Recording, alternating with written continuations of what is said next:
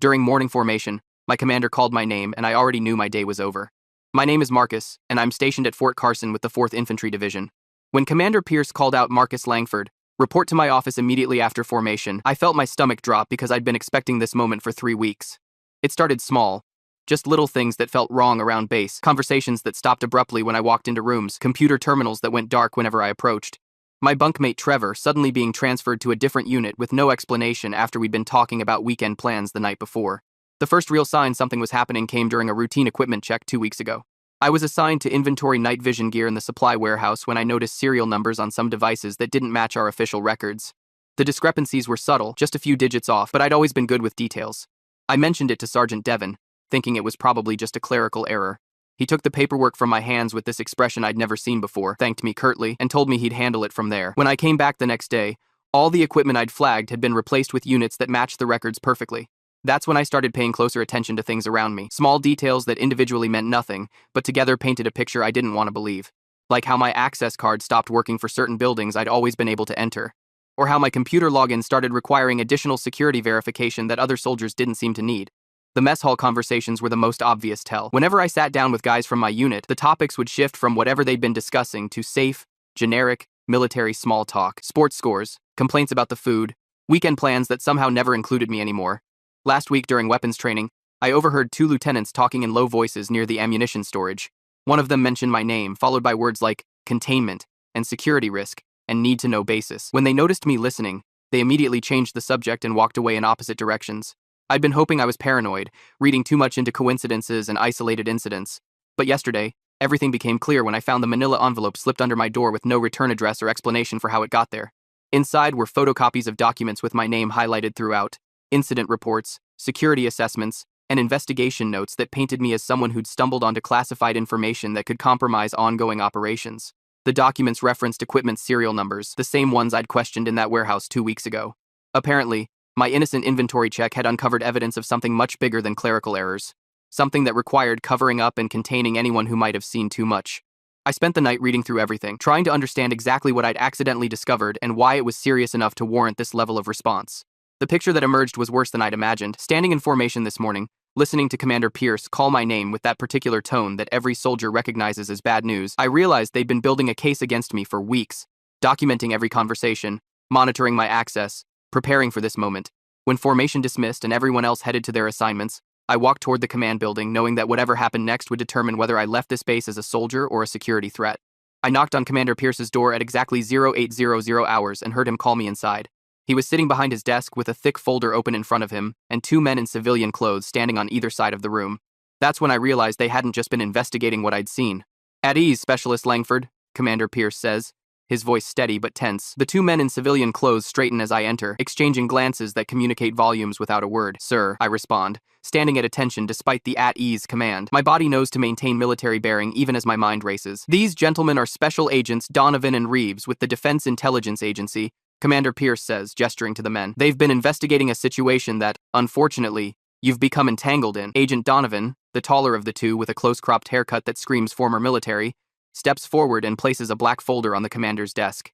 Red text stamped across the top reads, Classified, Nightfall. Specialist Langford, Donovan says, 2 weeks ago, you reported a discrepancy in night vision equipment serial numbers. Do you recall the exact numbers you flagged? I swallow hard. Yes, sir. Units NV4872X through NV4879X. The official inventory listed them as NV4872B through NV4879B. Reeves nods, impressed. Good memory. Donovan opens the folder and turns it toward me. Inside are photographs of what appear to be the same night vision units I'd flagged, only they're being held by men in desert camouflage that doesn't match any U.S. military pattern I recognize. These images were taken 3 days ago near the Afghanistan-Pakistan border. Donovan explains, the equipment you identified is part of a Black Ops shipment that went missing 6 months ago, equipment that shouldn't exist in any official record. My mouth goes dry. I don't understand. Our warehouse shouldn't have had that gear in the first place. Exactly, Commander Pierce says. That's what raised the alarm. Someone has been using Fort Carson as a distribution point for stolen military technology. Reeves steps closer. When you documented those serial numbers, you unwittingly collected evidence of an internal weapons theft operation. The question is, why did you photograph those specific units? I didn't. I was just doing inventory, I stammer. It's standard procedure to document discrepancies, which is why you're standing here instead of being arrested, Donovan says. But you've been placed under surveillance since that day. Your access has been restricted. We needed to determine if you were part of the operation or just in the wrong place at the wrong time. The realization hits me like a punch to the gut. Trevor, my bunkmate, he was transferred because he saw your notes, Commander Pierce confirms. He reported it to his CO, who alerted us. We moved him for his protection and to see if anyone would approach you once he was gone. Reeves slides another document from the folder. Your bunkmate, Trevor Matthews, is actually Corporal Trevor Winters, military intelligence. He was already embedded at Fort Carson as part of this investigation when you stumbled onto evidence. The pieces click into place, the strange looks, the conversations that stopped when I entered rooms, the equipment that mysteriously disappeared and reappeared. I wasn't paranoid, I was being watched. Sergeant Devon, I say, the name leaving a bitter taste in my mouth. He took my paperwork. He's involved, isn't he? The three men exchange looks before Commander Pierce nods. We believe so, but we need concrete evidence, which is where you come in. Donovan places a document on the desk and slides it toward me. This is a non-disclosure agreement. By signing it, you acknowledge that everything discussed in this room is classified at the highest level. Disclosure to unauthorized personnel is punishable under the Espionage Act. And if I don't sign, I ask, already knowing the answer, then you'll be processed for court-martial under Article 92 for dereliction of duty and potentially Article 104 for aiding the enemy, Reeves says without emotion. Your documentation of classified equipment without proper clearance constitutes a serious security breach. My hand trembles slightly as I take the pen Commander Pierce offers. I sign my name, feeling like I'm signing away much more than my right to speak about this. What happens now, I ask. You'll be escorted to your barracks to collect essential personal items only, Commander Pierce says. No electronics, no paperwork, nothing that could be compromised. You'll then be transported to a secure facility off base for debriefing.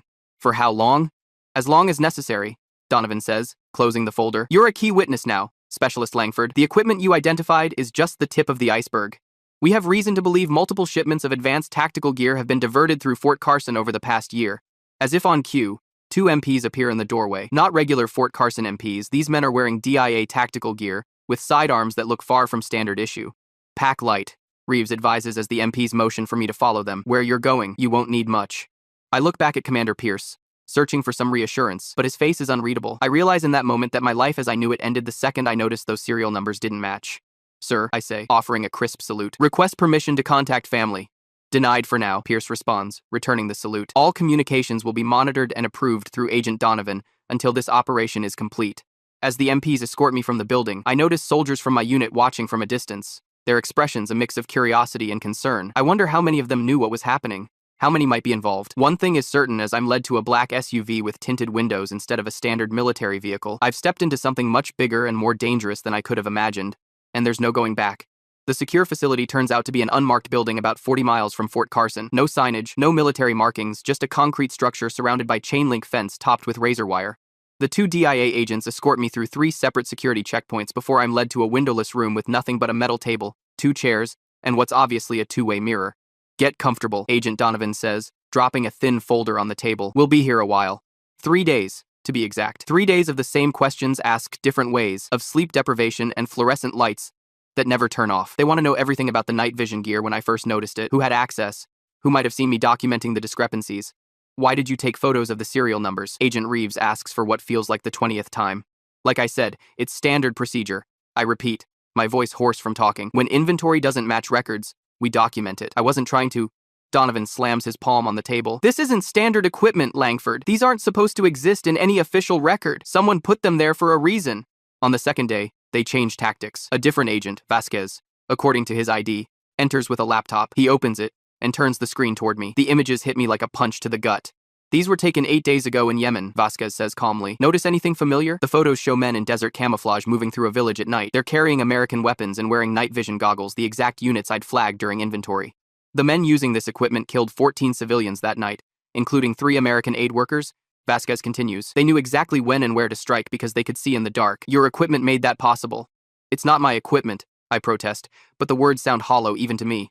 No, but you found it, Commander Pierce says, entering the room for the first time since we arrived. And now we need your help finding who put it there. Pierce dismisses Vasquez and slides a stack of papers across the table. Warehouse access records for the past 6 months. I want you to go through them. Flag anyone who doesn't belong or appears too frequently during odd hours. I spend hours poring over the records, my eyes burning from exhaustion. Names and timestamps blur together until patterns start emerging. Sergeant Devon's signature appears repeatedly on transfer forms, often for late-night shipments with vague descriptions like tactical supplies or field equipment. Here, I say, pushing a page toward Pierce. Devon signed for equipment transfers on these dates, but they don't match any scheduled training operations. And look at these timestamps, 0200, 0330. Why move gear in the middle of the night? Pierce nods, unsurprised. We've been watching Devon for months, but he's not working alone. Someone higher up is providing clearance codes, authorization papers. Is that why my access card stopped working? You thought I was involved? Initially, yes, Pierce admits. When you started noticing things, we had to determine if you were part of it or just observant. By watching me? Bugging my room? The realization hits me suddenly. Wait, you bugged my barracks? Pierce doesn't deny it. Standard procedure when investigating potential security breaches. It worked in our favor, though. Whoever's behind this was watching you too. They were concerned about what you might have seen. That night, they moved me to a small but more comfortable room with an actual bed. I'm told it's for my protection. I'm now a potential witness rather than a suspect. I collapse onto the mattress, too exhausted to care about the camera visible in the corner of the ceiling. I wake to a guard shaking my shoulder. Package arrived for you, he says, handing me a small envelope. Inside is a single playing card, the 3 of spades, scrawled across it in familiar handwriting. Watch your 6. They know. Trevor. It's a code we developed during field exercises, a warning system when we couldn't communicate openly. The 3 of spades meant imminent danger. Before I can alert anyone, alarms blare throughout the facility. Security breach in Sector 4, a voice announces over the intercom. All personnel implement lockdown procedures. The guard pulls his sidearm. Stay here, he orders, moving to the door. The lights cut out a moment later. Emergency lighting bathes the hallway in red. Through the small window in my door, I see shadows moving too many, too fast. A burst of gunfire erupts from somewhere close by, then another. The guard outside my door drops suddenly, blood pooling beneath him. I grab his fallen weapon and flatten myself against the wall beside the door. Years of training kick in. Assess, plan, execute. The door handle turns slowly. When it opens, I don't hesitate. I drive my shoulder into the door, slamming it into whoever's entering. A man in black tactical gear stumbles backward. I strike him with the butt of the gun and he goes down hard. More gunfire echoes down the hallway. I hear Agent Donovan shouting orders somewhere nearby. I grab the fallen man's radio and tactical vest, checking the magazine and the weapon I've taken nearly full. Target not acquired. A voice crackles through the radio. East wing, clear. They're searching for someone. For me. I move quickly through the corridor, staying low. At the junction ahead, I spot Commander Pierce with 2 DIA agents, pinned down by gunfire.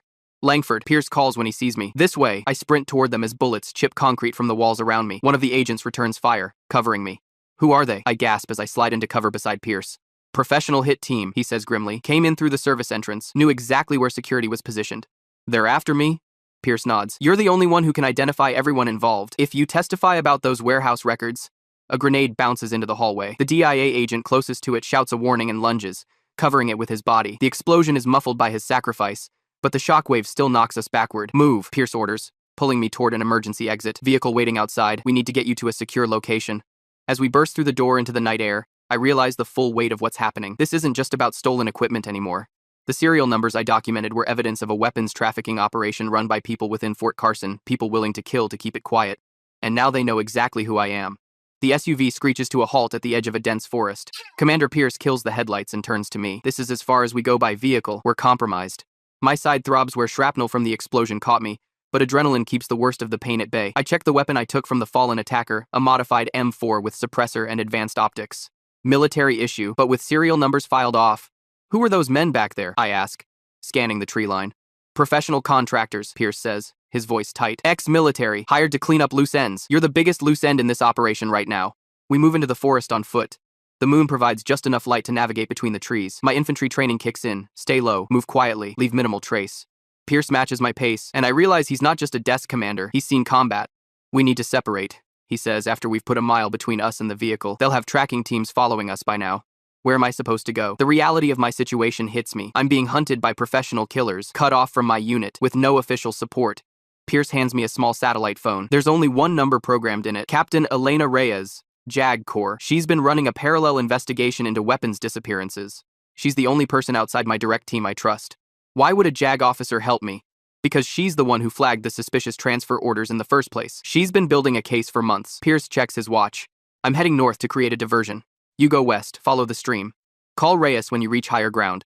Before I can respond, Pierce clasps my shoulder. Trust no one at Fort Carson, Langford. Whoever's running this operation has high-level access and influence. We split up, and I move west as instructed, using every stealth technique I learned in training. The stream provides cover noise for my movement and masks my scent trail. I wade through shallow water for nearly a mile before climbing a rocky embankment to higher ground. The satellite phone connects after 3 attempts. A woman answers, voice clipped and professional. Authentication code? I repeat the sequence Pierce gave me. This is Specialist Marcus Langford. Commander Pierce said you could help. A pause. Where are you now? Forest west of the containment facility. There was an attack. Pierce created a diversion. Listen carefully, Langford. I've been investigating weapons transfers from Fort Carson for 11 months. The night vision equipment you found was part of a much larger operation. They're moving experimental targeting systems next worth millions on the black market. Who's behind it? That's what we need to prove. I have a theory, but without hard evidence, it's just speculation. Pierce was helping me build a case. Sergeant Devon, I say. He took my paperwork about the serial numbers. Devon was found dead in his quarters this morning, she replies. Gunshot wound to the head. They're calling it suicide, but the timing is suspicious. My blood runs cold. They're cleaning house. Exactly. And you're the last loose thread. Pierce contacted me 3 days ago, said they were bringing you in for questioning. He suspected someone was trying to frame you as the inside man. Pierce's words from our first meeting echo in my mind. Your bunkmate, Trevor, reported it to his CO, who alerted us.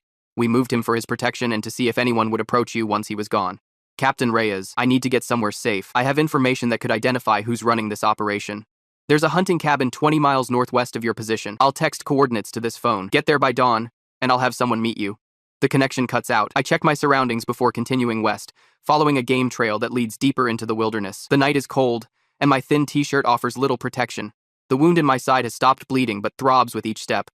By sunrise, I reach the cabin, a small, weathered structure, nestled against a rocky outcropping. I approach cautiously, circling twice to check for traps or surveillance before entering.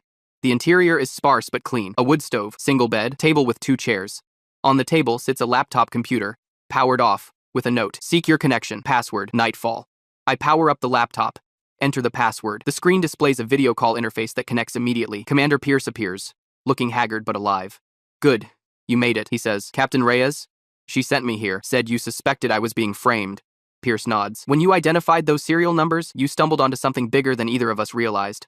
We've been tracking weapons disappearances for months, but couldn't pinpoint who was authorizing the transfers. Sergeant Devon was middle management, taking orders from someone with much higher clearance. Pierce leans closer to the camera. I've been feeding false information through channels I suspected were compromised. The latest intel suggests a major transfer is happening tonight. Advanced targeting systems for the new Apache helicopters. Where? Remote training site in the Northern Range, Area 47B. Officially closed for environmental remediation, but I've detected unusual vehicle movement there in the past week. Pierce's expression darkens. This is where it gets complicated, Langford. I need you as bait. Bait? My stomach tightens. Whoever's running this operation thinks you have evidence that could expose them. We've let it leak that you escaped with documentation and are hiding at that training site. If we're right, they'll send a team to eliminate you and recover whatever they think you have. And I'm supposed to just wait there to be killed? No, my DIA team will be in position, monitoring the entire operation. We need to catch them in the act with the weapons and the buyers together. I consider my options, which are few. When do we move? Sunset. Captain Reyes will guide you to the insertion point. The connection ends, and I spend the day resting, cleaning my weapon, and preparing mentally. At dusk, a knock at the cabin door reveals Captain Reyes tall, stern-faced, with sharp eyes that miss nothing. Ready? She asks, handing me a tactical vest and night vision goggles. We travel by foot through dense forest until we reach the perimeter of the training site, a cluster of abandoned buildings used for urban warfare exercises. Reyes points to a central structure. The exchange is supposed to happen in that building. Commander Pierce's team is already in position. You'll enter through the east door and wait in the main room. Make it look like you're reviewing documents. What if they shoot me on sight? They won't. They need to know what you know first. She hands me a manila folder. These are blank papers, but they won't know that until they get close. The DIA team will move once the buyers arrive. I take the folder, my mouth dry. How do you know they'll come? Because Lieutenant Colonel Harris confirmed he'd handle it personally. The name hits me like a punch. Harris? The battalion XO? Reyes nods grimly. We've suspected for months, but couldn't prove it. He has access to all the necessary systems, authorization codes, and the authority to move equipment without question. As darkness falls, I move into position. The abandoned building smells of dust and mildew. I set up at a table in the main room, spreading the blank papers before me, playing my role as bait. An hour passes, then another. I hear vehicles approaching multiple engines, cutting off simultaneously. Footsteps outside, voices speaking in hushed tones. The east door opens, and Lieutenant Colonel Harris enters, flanked by 2 men in civilian clothes. Specialist Langford, he says calmly. You've caused quite a problem. I stand slowly, hands visible. Sir, didn't expect to see you here. Harris smiles thinly. I'm sure you didn't. Those documents on the table, are they the only copies? Yes, sir. I gesture to the papers. Everything I found about the weapons transfers, the serial numbers, the warehouse access logs, the shipping manifests. Harris approaches, his men keeping their weapons trained on me. He reaches for the folder, glances inside, then looks up with cold fury. Blank paper? You think this is a game? No game, sir. Just wondering why a lieutenant colonel would be selling American weapons to terrorists. Harris laughs. Terrorists? Please. Private military contractors with government contracts. The distinction is important for the profit margins. The door behind me opens again. 3 more men enter Middle Eastern, wearing expensive suits. One carries a metal briefcase. Is this him? The lead man asks. The soldier who discovered our equipment? Yes, Harris replies, and he's been handled. The man nods appreciatively. Good. We have payment for the targeting systems. When can we inspect the merchandise? It's in the truck outside. But first, Harris turns back to me, drawing his sidearm. We need to finish this. The windows explode inward as flashbang grenades detonate outside. DIA tactical teams breach through all entrances simultaneously. Gunfire erupts, and I dive for cover behind a concrete pillar. Harris fires wildly, catching me in the shoulder before Commander Pierce tackles him from behind. The buyers scatter, but are cut down by precise fire from the entry team. I crawl toward a metal case that skidded across the floor in the chaos, the evidence cache containing the actual targeting systems. A wounded buyer crawls toward it too, pistol raised. Despite my injured shoulder, I lunge forward, covering the case with my body as he fires. The bullet grazes my side, reopening my earlier wound. Pierce puts the buyer down with 2 shots, then kneels beside me. Langford, status! Still breathing, I gasp, rolling off the case. Got the evidence. The firefight ends as quickly as it began. DIA agents secure the room, zip-tying Harris, who spits curses at me from the floor. Captain Reyes enters, surveying the scene with grim satisfaction. Lieutenant Colonel Harris, she says formally, you're under arrest for weapons trafficking, conspiracy, and attempted murder of a U.S. soldier. As medics work on my wounds, Commander Pierce crouches beside me. Good work, Specialist. We got most of them. Most? I ask, wincing as pressure is applied to my shoulder. Pierce's expression darkens. Harris's buyer contact escaped in the chaos. He'll be long gone by now, but we've got Harris and the evidence. I'm loaded onto a stretcher, the world growing hazy as pain medication enters my system. Through the fog, I hear Pierce giving orders. See Captain Reyes documenting the weapons cache. What happens now? I ask as they carry me toward a waiting helicopter. Now, Pierce says, walking alongside, you get patched up, then we have a long debrief ahead. This goes deeper than we thought, Langford. Harris was just one piece of a much bigger operation. As the helicopter lifts off, I catch a final glimpse of the training site, now swarming with military police and DIA personnel. Whatever I stumbled into with those serial numbers, it's far from over. And somewhere out there, Harris's contact is still free, knowing exactly who I am. The military hospital ceiling tiles have become my constant companions over the past week, 48 of them directly above my bed. I've counted them repeatedly during sleepless nights when pain medication wasn't enough to quiet my mind. My shoulder throbs beneath fresh bandages, a constant reminder of Lieutenant Colonel Harris's bullet. The armed guard outside my door shifts position every 30 minutes. Not regular MPs. These are DIA operatives in plain clothes, watching for threats both external and internal. The doctors and nurses need special clearance just to enter my room. How's our hero today? Agent Donovan asks, pushing through the door without knocking. His suit is freshly pressed, but the dark circles under his eyes betray his exhaustion. Not a hero, I reply, wincing as I adjust my position. Just a specialist who noticed the wrong serial numbers. Donovan smirks. A specialist who helped break open the largest military weapons theft ring in a decade. He drops a folder on my bedside table. Your testimony before the Congressional Committee is scheduled for next Tuesday. Closed session, obviously. Congressional Committee? The words feel heavy in my mouth. I thought this was just a military investigation. It started that way. Donovan pulls up a chair. But when a lieutenant colonel gets caught selling advanced targeting systems to foreign buyers, it becomes a national security issue. Congress wants answers about how this happened under everyone's noses. A nurse enters with medication, checks my IV, and leaves without speaking. The silence that follows feels weighted with unspoken truths. Did they catch him? I finally ask. Harris's contact. Who escaped? Donovan's expression tightens. Border Patrol picked him up yesterday, trying to cross into Mexico. Samir Al-Jabri, former military contractor with ties to 3 different private security firms. He was carrying documentation for the next planned shipment, experimental drone guidance systems. I let that sink in. The scale of what Harris had been orchestrating is still difficult to comprehend. What about the weapons? The ones that already made it out? Most have been recovered, Donovan says, but there's hesitation in his voice. A joint CIA Special Forces team intercepted a shipment in Yemen 3 days ago. The night vision equipment you initially identified was part of that cache. I close my eyes briefly, remembering the photos they'd shown me. American equipment in the hands of men who'd killed aid workers. And the ones we haven't found? That's an ongoing operation. Donovan stands, pacing to the window. Harris is talking, trying to cut a deal. Claims he was just one node in a much larger network. A knock at the door interrupts us. Commander Pierce enters, followed by a woman I recognize as Captain Reyes. She carries a leather portfolio and looks considerably more rested than when I last saw her at the training site. Specialist Langford, Pierce says formally. How are you feeling? Like someone used me for target practice, sir. A ghost of a smile crosses his face. Fair assessment. He gestures to Captain Reyes. The captain has some information you should hear. Reyes opens her portfolio, extracting several familiar-looking papers. Remember the manila envelope you found under your door? The one with documents about you being investigated? I nod slowly. Those documents had been the first indication that I was being watched. Planted misinformation? She says, laying them on the bed. Harris had these created and delivered to make you paranoid, to make you look unstable if you started talking about being under surveillance. So I wasn't actually being investigated? I ask, confused. Oh, you were, Pierce clarifies, but not as a suspect. We were monitoring you as a potential witness from the moment you reported those serial numbers. Harris was running a parallel false investigation to discredit you. The realization hits me, how carefully orchestrated the whole thing had been. And Trevor, my bunkmate? Pierce exchanges glances with Donovan before answering. That's partly why we're here today. There's a decision you need to make. Captain Reyes takes over. The Department of Defense is impressed with how you handled yourself throughout this operation. Your attention to detail, your ability to maintain composure under extreme pressure, and your integrity in the face of attempted framing. What she's trying to say, Donovan interjects, is that you have options. Military intelligence has a position open for someone with your particular skills. Alternatively, you could accept an honorable discharge with full benefits and a significant compensation package for your troubles. I stare at them, processing this unexpected fork in my path. And if I want neither, if I just want to go back to my unit? Pierce smiles. A genuine one this time. That option is also on the table. The 4th Infantry would be glad to have you back once you're medically cleared.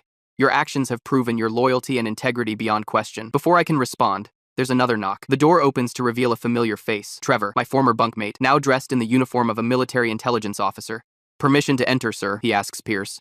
Granted, Pierce responds, stepping aside. Trevor approaches my bed, looking both apologetic and proud. Hey, Marcus. Trevor, I say, unsure whether to be angry or relieved. Or should I call you Corporal Winters now? He winces. I wanted to tell you, but my assignment was to monitor warehouse activities without drawing attention. When you stumbled onto those serial numbers, it accelerated everything. You were undercover the whole time? Trevor nods. Internal affairs. We suspected someone was moving equipment, but couldn't pinpoint who had the authorization codes. When you documented those serial numbers, Harris panicked. That's why they transferred me so suddenly. I was getting too close to connecting the dots through you. The playing card message makes sense now. The 3 of spades. That was you warning me. Yeah, when I heard they were planning to eliminate you at the facility, I had to risk breaking cover. He looks genuinely remorseful. I'm sorry I couldn't tell you sooner. Commander Pierce clears his throat. Thanks to your combined efforts, we've recovered nearly 80% of the stolen equipment.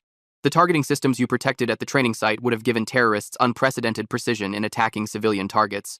I think about everything that's happened since that morning formation when Commander Pierce called my name, how a simple inventory discrepancy led to uncovering a weapons trafficking operation that reached the highest levels of Fort Carson's command structure. I need some time, I say finally, to think about those options. Of course, Captain Reyes says, gathering her papers. You have until your medical discharge to decide. As they prepare to leave, I call out to Pierce. Sir, one question. The new security protocols. What's changing? Pierce pauses at the door. Dual verification on all equipment transfers. Randomized serial number audits. And most importantly, we're implementing a direct reporting channel for inventory discrepancies that bypasses the chain of command. He gives me a meaningful look. Sometimes the most effective security measures come from the lowest-ranking person who's paying attention. After they leave, I'm alone again with my 48 ceiling tiles and the weight of my decision. Military intelligence would mean a new career path, specialized training, higher clearance. Discharge would mean freedom, compensation, a fresh start away from the military that nearly got me killed. But as I lie there, I keep coming back to the 4th Infantry, to the soldiers who weren't part of Harris's operation, who deserve leaders with integrity, to the next specialist who might notice something wrong and needs someone who understands to listen. The sun sets outside my window, casting long shadows across my hospital room. Tomorrow, I'll give Pierce my answer. But tonight, for the first time since this all began, I sleep without nightmares, without the weight of secrets and suspicion. The serial numbers that started it all still float through my mind occasionally, NV4872X through NV4879X, but they no longer represent a mystery or a threat. They're just a reminder that in the military, as in life, it's often the smallest details that matter most.